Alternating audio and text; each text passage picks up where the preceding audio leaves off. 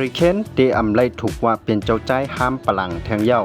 ว่ามาลัดถึงแถวนาสไตกาผู้สร้างกูอันมีน้ำกัดหรือสิเปิ้นเป็นเจ้าอังกฤษในมีเผยติเลยว่าฮู้จักใจที่มีชื่อว่าเฮริเคนในคานอ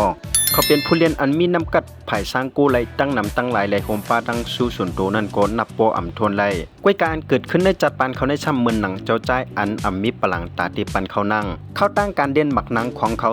14-15ปีในปีสมัครเขาตีล่วงเรียนปันจอมจุ่มไหลกว่าเย้าในจันจึงเมืองกว่าเย้าตื่นว่าจนยามไลแทนกอกซูมาสีบวกแลเขาไล่คัดใจจอมซอกขาลองอ่องมันปุ่นตาเตไลกอกซูมาเสียอันเอามาเป็นศักดิ์ศรีหลักฐานในพงยามนั้นก็เขาคัดใจปุ่นตาตีเป้าสปาในไลแทนกอกซูพรีเมียร์ลีกแลเมื่อหนังในปี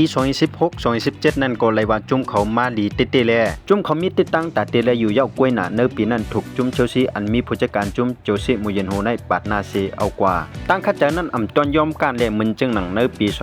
2018-2019นั้นก็จุ่มเขาไลเข้าอยู่ฟ้าแชมเปี้ยนลีกขั้นตอนไฟในคิมกันกอกซูยากันตั้งลิเวอร์พูลในปังขี้เข็มป้องนั้นก็เตเลยว่าเป็นภายลิเวอร์พูลมีลองตัวทบมาตั้งนำแลปันลิเวอร์พูลขึ้นสร้างเลยกูเจ้าเจียวเฉยเย่าปังขี้เข็งกันนั้นก็เป็นภายลิเวอร์พูลที่เอาเปสปากา2ส่วนเสียเลยซุ่มแทนกอกซูอยู่ฟ้าแชมเปี้ยนลีกกะแทงในปีนั้นต่อมาในปี2020ปี2021เนี่ยก็เขาไล่ขึ้นเป้าสปาในขึ้นมาถึงขั้นตอนไฟในหิมกันกอกซูอิงกลานคลาเป้าคาบแทงและในปีนั้นก็เป็นไพมันซิตี้ในกวยหนังเก่าที่เอาเปสปาเลย1ส่วนเสียไล่แทนกอกซูคลาเป้าคาบกะในปีนั้นก็เตเลยว่ามีตั้งอยู่ลูกกอกซูจันจึงเมืองในคานอกเขาไล่เป้าจุ่มอังกฤษในเขาถึงขั้นตอนไฟในหิมกันกอกซูยากันตั้งอิตาลีโดยในปีนั้นก็เลยเย่ากันในการเต็บตัดการสร้างปนติกันเสียเป็นไพอิตาลีเตียวเปอิงกลานกว่าในคาอ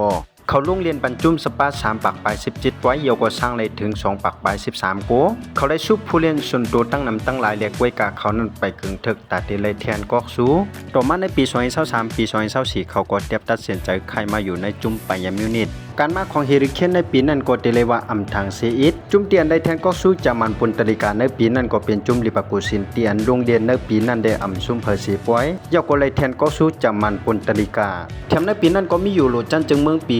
2024อันเขาจอยเป้าอังกฤษในขึ้นถึงกันตอนไฟในหิมกันกอกซูยากันตั้งสเปนแทงปอกหนึ่งในปีนั้นก็เป็นภายอังกฤษที่ตกซุ่มปันเมืองสเปนกว่า2-1เสียเป็นภายสเปนที่ไล่กอกซูยูโรกว่าในปีนั้นแต่เลยว่าความฝันของเขานั้นผิดเปิงมาเยาปอกหนึ่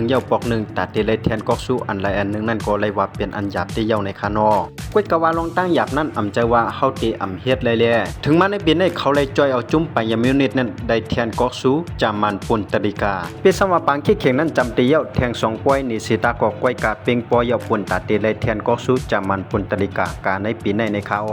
การเปิดม่วงมาเข้าตั้ง15ปีในที่เลยว่าเป็นอันอ่องมันกว่าเยาแลเขาก็เตรียมได้ถูกว่าเป็นเจ้าใจเตียนห้ามปลังแทงเยาในคาอ